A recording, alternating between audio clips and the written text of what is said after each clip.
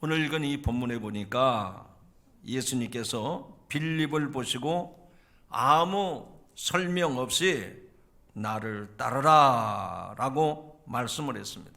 그래서 빌립은 아무 군말 없이 그냥 예수님의 말씀을 무턱대고 따릅니다. 빌립이 어떤 계기로 예수님을 따르게 되었는지 자세한 설명이 나와 있지 않아요. 하지만 빌립은 베드로와 안드레가 한 동네 벳세다 사람이었습니다. 그래서 베드로와 안드레가 예수님의 제자가 된 것을 보고 빌립도 적잖게 영향을 받은 것 같습니다. 빌립은 예수님의 부르심에 어떤 특별한 별다른 증거가 없었습니다. 빌립은 한 동네 사람인 안드레와 베드로를 통해서 예수님을 알게 되었고 예수님을 믿게 되었고 예수님을 따르는 제자가 된 줄로 믿습니다. 이건 뭘 얘기하는 거 아니에요? 자기 동네 사람, 자기 주변에 있는 사람들을 통해서 그런 인간관계를 통해서 예수님을 만났던 빌립이라는 얘기예요. 그런데 그렇게 예수님을 만나서 제자가 됐던 빌립도 또 자기가 만나는 측근들, 지인들, 이 사람들에게 예수 그리스도를 소개해서 예수님을 믿게 만들었는데 그가 누구냐? 바로 나다나엘이라고 하는 사람입니다. 하지만 이 나다나엘은 빌립과 전혀 다른 스타일의 사람이었습니다. 그의 말을 들어보면 이 나다나엘이 어떤 사람인지를 여러분들이 가늠할 수가 있습니다. 이 나다나엘은 빌립에게 뭐라고 대꾸를 하는 거 아니? 여보세요, 아니 저 나사렛 시골 동네에서 무슨 선한 것이 날 수 있겠습니까? 나는 기대도 하지 않습니다. 그러면서 이 빌립의 전도하는 말을 끊어버립니다. 일축을 시켜버렸어요. 이것은 나다나엘만 그런 것이 아니라 그 당시 성경에 나타나는 말씀들을 보면 유대 사회 안에서 특별히 바리새인들과 정통 유대인들은 저 갈릴리나 나사렛 동네에서 메시아가 오십니다. 그러면 장난치는 겁니까? 헛소리 하는 겁니까? 아니 그런 시골 동네에서 무슨 선한 것이 나온다고 나에게 전도를 합니까? 이렇게 무시를 해버린 거예요. 그런데 빌립은 나다나엘의 그런 냉소적인 부정적인 말을 듣고도 아니야, 그게 아니야, 그게 아니라니까, 나도 예수 만났으니까 나처럼 예수 믿어봐, 이렇게 구차하게 이렇게 장황하게 설명하지 않습니다. 간단하게 명령하듯이 그 나다나엘에게 이렇게 명령을 내립니다. 이렇게 아주 단도직입적으로 얘기합니다. 따라합시다. 와서 보라. 지금 여러분도 좀 크게 해보세요. 와서 보라. 지금 빌립이 나다나엘에게 그렇게 냉소적이고 부정적인 반응을 보이는 사람에게 무슨 설명이 필요하겠어요? 그 사람을 어떻게 설득하고 어떻게 이해를 시킬 수가 있겠습니까? 그러니 주님이 하실 일이다 믿고 명령을 내립니다. 와서 보라.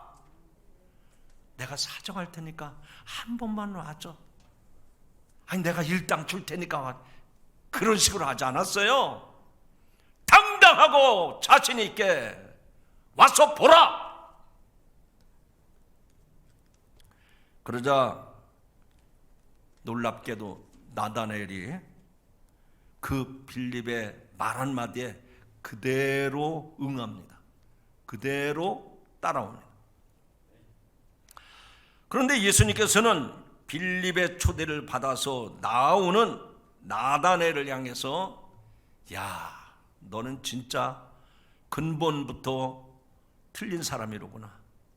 아니 전도하면 순순히 따라오지 네가 뭐 잘났다고 그렇게 나사렛에서 뭐가 선한 것이 나올 수 있겠느냐고? 그래 너는 얼마나 잘났느냐, 너는 얼마나 똑똑하냐, 너는 얼마나 유식하냐, 그렇게 대꾸하지 않았어요. 뭐라고 했어요?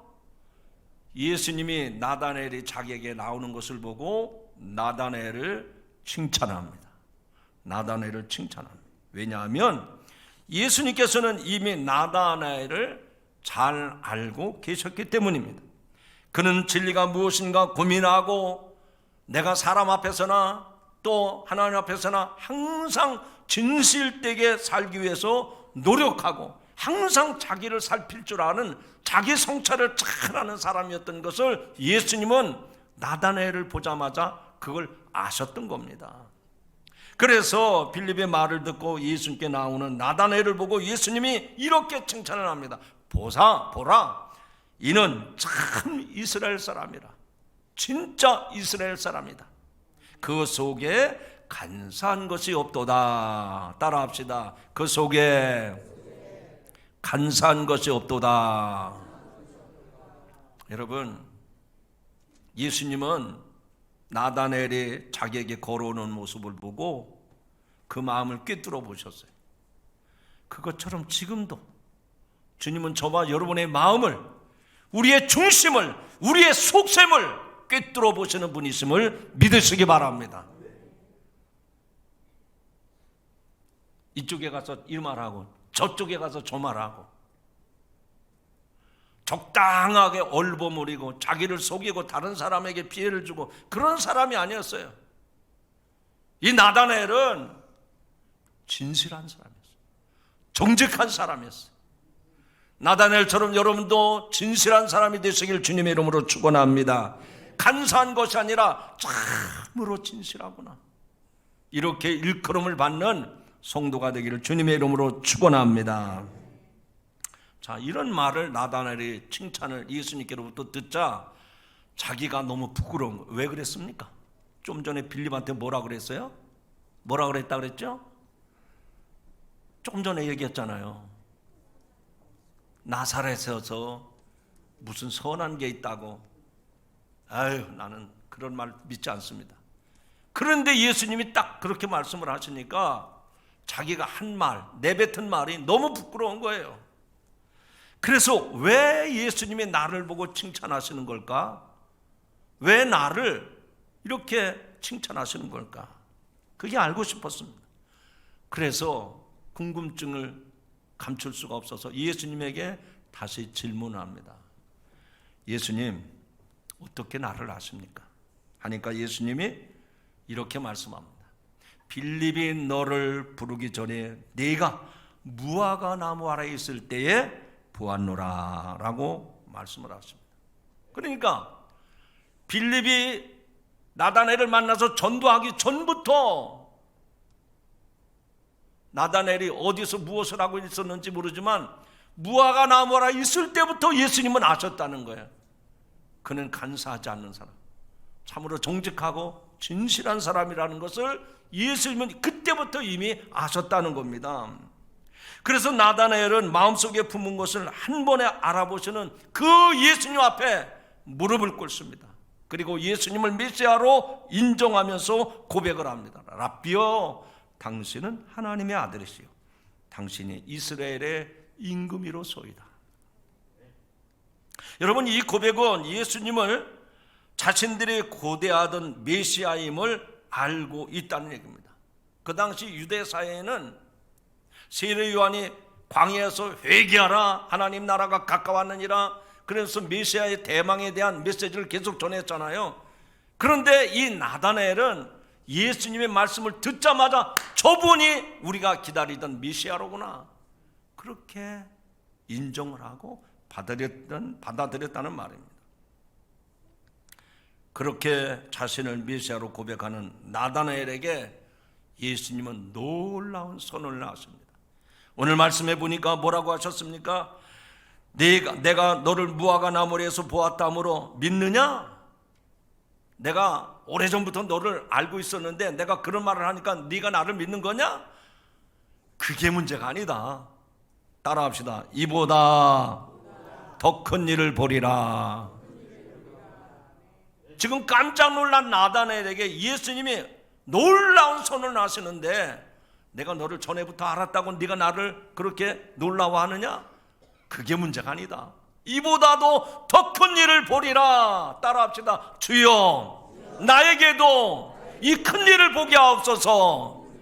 아니 그렇게 제가 여러분의 표정을 보니까요, 여러분의 억양을 보니까 그냥 지나가는 말로 하는 말이지 하나님 앞에 그렇게 간절한 마음으로 하는 게 아닌 것 같아. 나다넬이 간사하지 않다고 그랬잖아요. 진실하다고 그랬잖아요. 여러분 한번 진심으로 한번 주님께 그렇게 고백합시다. 다시 합시다. 주여, 나로 하여금 이 큰 일을 보게 하옵소서. 그렇게 믿음으로 고백하는 사람들에게는 하나님이 하시는 큰 일을 보게 될 줄로 믿습니다.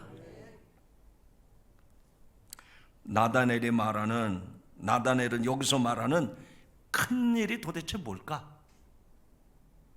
아니 예수님이 오래전부터 나를 아셨다고 그랬는데 내가 그 말을 듣고 깜짝 놀랐는데, 아니 날 보고 앞으로 너는 더 큰 일을 보리라고? 도대체 그 더 큰 일이 뭘까? 여러분도 그렇게 고백하고 선언했지만 주님이 여러분을 통해서 더 큰 일을 하실 건데 더 큰 일이 뭘까요? 지난주 설교했던 내용인데, 은혜의 파도를 타고 새 일을 이루시는 그 하나님의 기적, 그 하나님의 영광을 여러분이 보게 될 줄로 믿으시면 아멘 하시기 바랍니다. 예수님은 단순히 사람의 마음을 아는 차원을 넘어서 더 큰 일을 보는 것이 궁금해진 것입니다. 그래서 예수님은 나다넬에게 영적인 호기심을 불러 일으켰습니다. 오늘도 주님은 주님의 일꾼 된 사람들에게 이런 호기심을 갖게 하는 거예요. 그래서 영적인 이끌림을 받는 거예요. 내 육신의 삶은 예수 믿고 그냥 적당하게 사는 게 좋은데 왜 집사 임명을 하고 왜 권사 임명을 하고 왜 나 같은 사람을 장로로 세우는가? 나는 원치 않는데 왜 자꾸만 그렇게 하려고 하는가? 왜 그럴까요? 나다넬의 말씀을 통해서 비춰보면 더 큰 일을 하게 하시는, 더 큰 일을 보게 하시는 거예요. 바꿔 말하면 지금의 축복보다도 더 비교가 되지 않는 하나님의 영광, 하나님의 축복을 누리게 하시기 위해서 저와 여러분을 부르시고 택하셔서 주님 나라 일꾼 세워주시는 것을 믿으시면 아멘 하시기 바랍니다. 주님이 이렇게 말씀을 하십니다. 진실로 진실로 너희에게 이르노니 하늘이 열리고 하나님의 사자들이 인자 위에 오르락 내리락 하는 것을 보리라. 여러분 지금 나다넬에게 예수님이 더 큰 일을 보리라고 그랬는데 그게 무슨 얘기인가? 그리고 귀를 기울이고 들어보니까 예수님이 뭐라고 말씀을 하셨습니까? 하늘이 열리고 하나님의 사자들이, 여기서 사자는 천사들입니다. 하나님의 천사들이 오르락 내리락 하는 것을 보리라. 인자 위에 오르락 내리락 하는 것을 보리라. 여러분 창세기에 보면 야곱이 베들에서 꿈을 꿀 때 하나님의 천사들이 사다리를 오르락 내리락 하는 것을 보는 장면이 기록되어 있죠. 그래서 꿈을 꿨던 야곱은 그 계시의 장소를 여기가 하나님의 집이요 하늘의 문이로다, 그래서 베델이라고 하는 이름을 붙였습니다. 이제 야곱의 사다리는 예수님으로 대체가 된 거예요. 구약에 나오는 야곱의 사다리는 신약에 와서 예수님으로 대체가 된 겁니다. 예수님은 하늘과 땅을 연결하시는 유일한 분입니다. 죄에서 우리로 하여금 죄를 다 탕감받고 이제 하나님의 자녀가 되는 그 자리로 걸어갈 수 있는 브릿지 역할, 다리 역할을 하시는 분이 예수 그리스도예요. 천하 인간에게 구원을 얻을 만한 다른 이름을 주신 일이 없다고 했는데 예수님만이 우리의 유일한 중보자가 되시고 예수님만이 우리가 하늘에 올라갈 수 있는 유일한 사다리가 됨을 믿으시면 아멘 하시기 바랍니다. 그를 통해서만 하나님을 만날 수 있다는 얘기입니다. 우리 역시 하나님의 부르심을 받은 자들입니다. 저도 여러분도 내가 내 발걸음으로 내가 원해서 나온 게 아니고요, 하나님의 부르심을 받았기 때문에 이 자리에 있는 거예요. 그런데 모든 사람들마다 그 하나님의 부르심을 받게 된 계기가 있는 겁니다. 바울 사도는 교회와 성도들을 핍박하러 다메섹을 지나가다가 호련히 하늘로부터 비치는 빛을 받고서 주님의 음성을 들었습니다. 사울아, 사울아, 네가 어찌하여 나를 박해하느냐? 사울이 뭐라 그럽니까? 주여, 누구시니까? 나는 내가 박해하는 예수라. 그 말씀을 듣고 사울은 땅에서 꼬꾸라집니다. 정신을 잃었습니다. 한참 만에 정신을 찾고 일어나 눈을 떴지만 아무것도 보지 못하고 어떤 사람의 손에 끌려서 다메섹으로 들어가서 사흘 동안 보지도 못하고 먹지도 마시지도 못했습니다. 결국 주님께서는 너는 내 이름을 이방인과 임금들과 자손 이스라엘 자손에게 전하기 위하여 택한 나의 그릇이라, 이렇게 말씀을 주셔요. 그래서 하나님이 나를 택해 주셨구나, 예수님이 나를 택해 주셨구나, 나는 예수와 또 교회와 성도들 위해서 핍박했던 사람인데 나를 주님이 택해 주셨구나. 그래서 바울은 그 순간 결심을 합니다. 나를 택했다면, 나를 불러주셨다면 부름받은 일꾼으로서 복음 전하는 사명자가 되어야 되겠구나. 그래서 이방인의 사도로 자처해서 1차, 2차, 3차 전도여행을 떠나고, 그리고 소아시아 교회를 세우고 그 복음이 유대 땅에서 이제는 유럽으로 건너가서 온 세계에 퍼지게 되는 그런 중요한 역할을 한 사람이 사울이 변하여 바울이 된 사람입니다. 이렇게 하나님의 부르심은 다양합니다.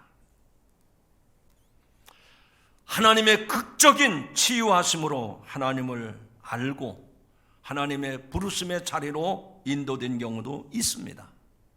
앞서 말씀을 드린 것처럼 야곱과 같이 꿈과 환상으로 하나님의 부르심을 받게 된 경우도 있습니다. 어떤 사람은 부모님 뱃속에서부터 부르심을 받은 사람도 있습니다. 오늘 아침 극동방송에서 어느 목사님이 간증을 하시더라고요. 1년에 10,000명 전도하는 교회 목사님입니다. 그래서 아나운서가 진행을 하면서 물어봤어요. 당신은 어떻게 예수님을 만나게 됐습니까? 초등학교 때부터 교회를 다녔는데 인격적으로 예수님을 만난 것은 중학교 2학년 때였답니다.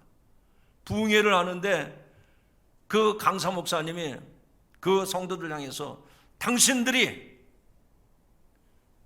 하루에 2시간만 기도하면 세상을 변화시키는 주인공이 될 것이다. 그 말씀에 꽂혔어요. 그래서 고등학생, 중학생 때부터 기도하기를 결심을 했습니다. 그런데 여러분, 청소년들이 얼마나 피곤하고 잠이 많습니까? 새벽에 되는데 예배드리는 광경이 자기 모습, 자기 눈 안에 보이는 거예요. 근데 누가 자기 이름을 부르면서 너는 일어나라, 너는 일어나라. 깜짝 놀라서 새벽기도 참석을 했다는 겁니다. 그런데도 이튿날 똑같이 그 예배드리는 모습이 자기에게 보이고 또 일어나라는 그 말씀이 자기를 깨워서 또 나가는 거예요. 3번 그렇게 한 다음에 저절로 깨지더라는 겁니다. 그리고 중학교, 고등학교 다니는 동안 매일같이 나를 부르신 하나님의 은혜에 감격이 돼가지고 매일같이 울었다는 거예요. 그러니까 고등학교 선생님이 불러가지고 야 아무개야, 너 바른 대로 말하라. 누구한테 맞아가지고 그렇게 매일 우는 거야? 선생님, 저는 맞아서 우는 게 아니에요. 내가 하나님을 만났기 때문에 이렇게. 얼마나 매일같이 울었는지 이 눈꺼풀이 다 녹아서 없어질 정도로 울었다는 거예요. 그렇게 만난 거예요. 어떤 사람은 질병 가운데서 만납니다. 어떤 사람은 가난 가운데서 만납니다. 어떤 사람은 인생의 위기를 겪으면서 만납니다. 여러분들은 지금 어떻게 하나님을 만나고 있습니까? 나는 잘 모르겠는데요. 지금이야말로 은혜 받을 때요, 구원의 날인 줄로 믿으시기 바랍니다. 오늘 이 시간 하나님이 여러분을 만나러 오신 줄로 믿으시기 바랍니다. 이 자리가 하나님 만나서 우리 인생을 변화시키는 축복의 기회가 되는 줄로 믿으시기를 바랍니다. 때로는 하나님이 지으신 모든 피조 세계를 통해서 하나님을 알게 되는 경우도 있어요. 제 가족 중에 친척 중에 한 분은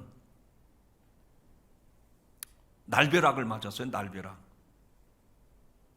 벼락을 맞아가지고, 그래서 예수 믿었으면 참 좋았을 텐데 그 위로 안 믿더라고요.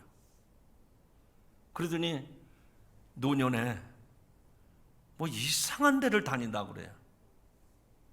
교회도 아니고 뭐 이상한다고 그래요. 그 사람은 날벼락을 제대로 맞은 게 아니로구나, 그런 생각이 들더라고요.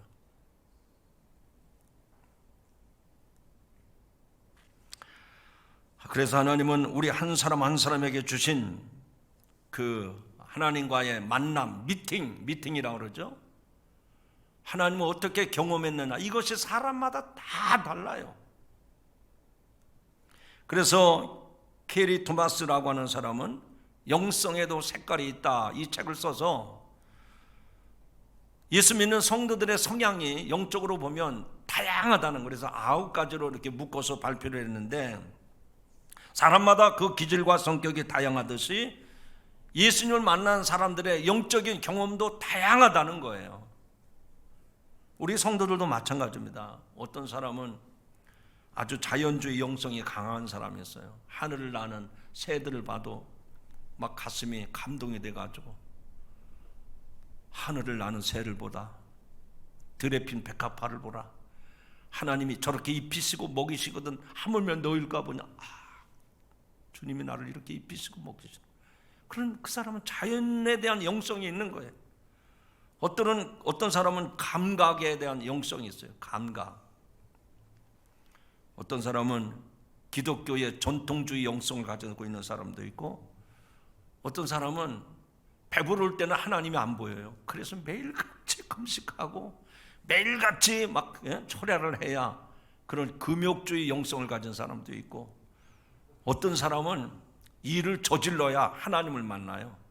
행동주의 영성을 가진 사람이죠. 어떤 사람은 불로 막 열정주의 영성을 가진 사람도 있고, 어떤 사람은 그냥 누가 보든 안 보든 조용하게 묵상하고 또 찬송 듣고 그러면서 주님의 그 임재를 경험하는 사람도 있습니다. 어떤 사람은요, 똑 떨어지게 지성주의 영성을 가지는 사람도 있어요. 이렇게 9가지 유형의 영성은 이게 옳다, 이게 그르다, 그게 아닙니다. 각기 장단점이 다 있죠. 그러면서 그가 유형을 구분한 까닭은 우리가 교회 안에 있다 하더라도 영적인 하나님을 만난 경험들이 서로 다르기 때문에 서로 다르다는 것을 인정하는 가운데 우리의 믿음의 폭이 커지는 겁니다. 그렇잖아요. 내가 하나님을 만난 이 경험이 너무나 소중하기 때문에 다른 사람은 어떻게 하나님을 만났을까, 그것을 서로 듣고 나누고 그것을 서로가 공유할 때 하나님의 위대하심을, 그 하나님의 놀라운 역사를 우리는 고백하고 찬양할 수밖에 없는 겁니다. 그래서 제가 속회공과 집회를 하면서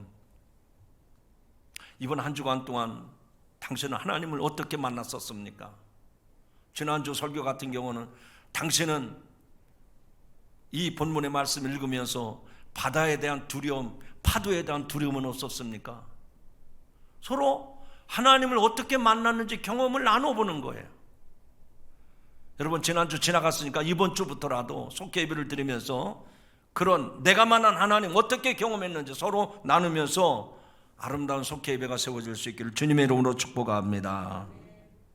오늘 하나님께서 주신 본문 말씀 요한복음 1장에는 이미 우리가 알고 있는 것처럼 예수님께서 베드로와 안드레 그리고 빌립과 나다나엘을 부르신 장면이 나옵니다.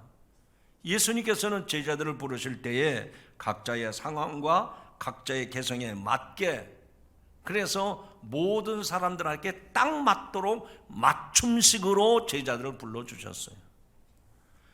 베드로와 안드레는 세례 요한이 예수님을 보고 보라, 하나님의 어린 양이로다, 이렇게 하는 고백을 듣고서 예수님을 따랐습니다.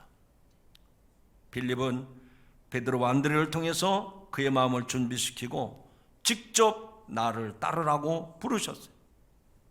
또 나다나엘은 그의 고민을 이해해주고 납득이 가게 설명을 해주면서 그래서 나다나엘을 부르셨습니다.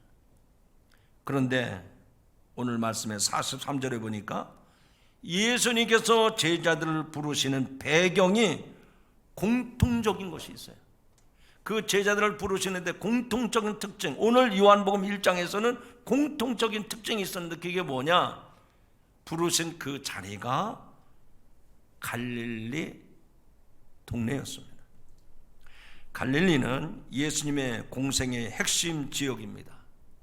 갈릴리는 이스라엘의 땅이었지만 이방 땅으로 불리던 곳입니다. 왜냐하면 항상 외세가 침입할 때면 가장 먼저 정복당하는 곳이었기 때문에 저 예루살렘에는 순수 정통 유대인들이 많지만 이 갈릴리 지역은 유대인 수가 그렇게 많지는 않았습니다. 그리고 갈릴리 호수에서 잡은 고기는 예루살렘을 비롯한 이스라엘 전역에 공급이 되었고, 또 북쪽 국경을 접하고 있는 갈릴리는 국제 교역품이 들어오는 길목이었기 때문에 통관세가 주요 수입원이었습니다. 이런 이유로 이방 지역처럼 괄시받고 천대받는 곳이 갈릴리였어요. 근데 예수님께서 괄시받고 천대받는 그 시골, 그 어부 어촌, 그 마을에서 제자들을 부르셨다는 거예요. 여러분, 여기에 은혜가 있습니다. 여기에 하나님의 놀라운 긍휼과 자비와 은혜가 있음을 기억하시기 바랍니다. 만약에 예수님께서 오늘 같은 날 교회 임원들을 뽑는다 그러는데, 임원의 기준 첫 번째, 대학을 나온 사람, 두 번째, 연봉 1억 이상인 사람, 세 번째, 나이는 60대 이상, 이렇게 하면 집사 될 사람이 어디가 있어요? 권사 될 사람이 어디가 있느냐 말이죠.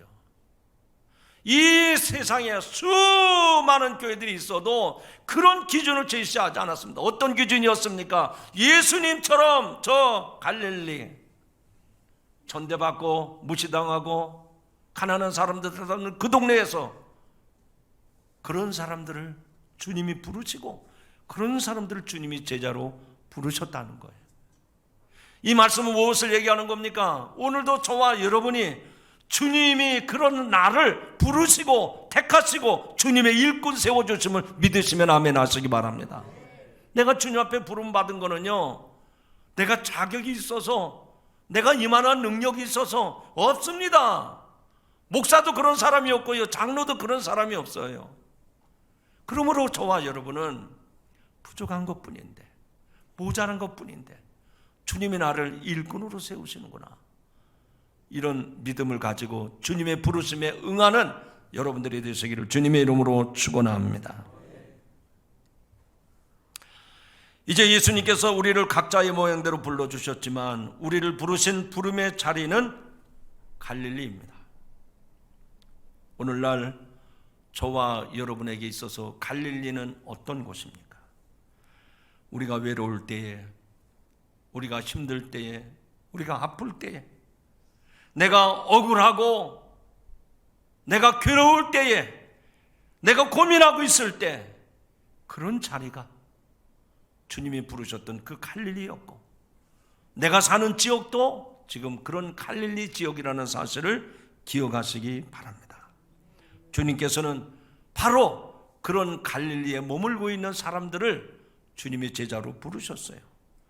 그 모든 어려움을 해결해 주셨습니다. 그리고 그런 제자들 또다시 예수님은 보내서 그런 상황에 있는 사람들을 주님의 제자로 부르시고 세우셨습니다. 여러분, 찬송가 중에 예수님은 누구신가 96장 찬송이죠.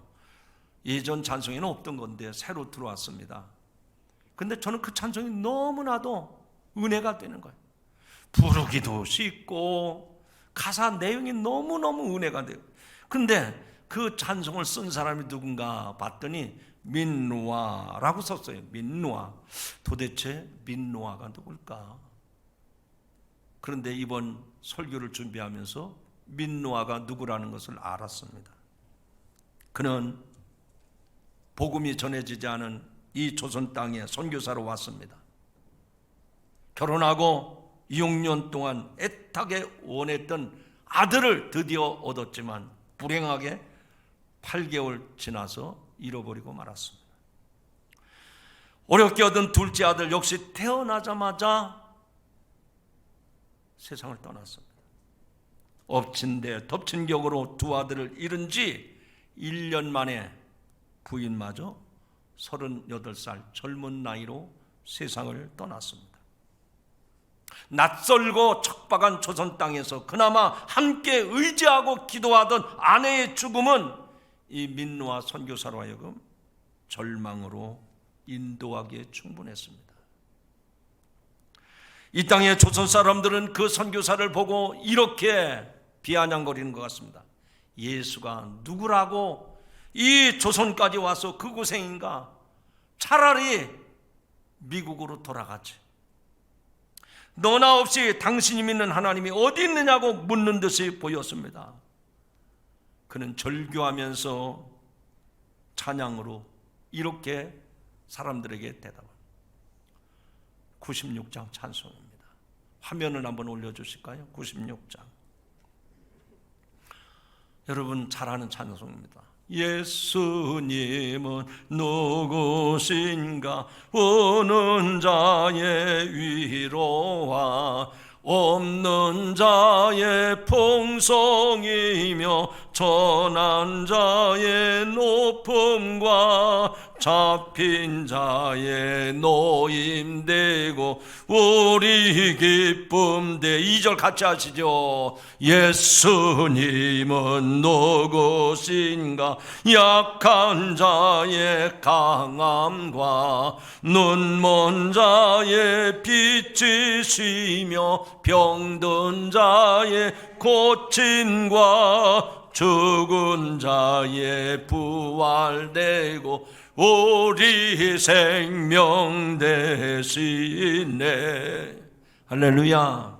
예수님은 누구신가? 온 교회의 머리와 온 세상의 구주시며 모든 왕의 왕이요 심판하실 주님 되고 우리 영광 되시네.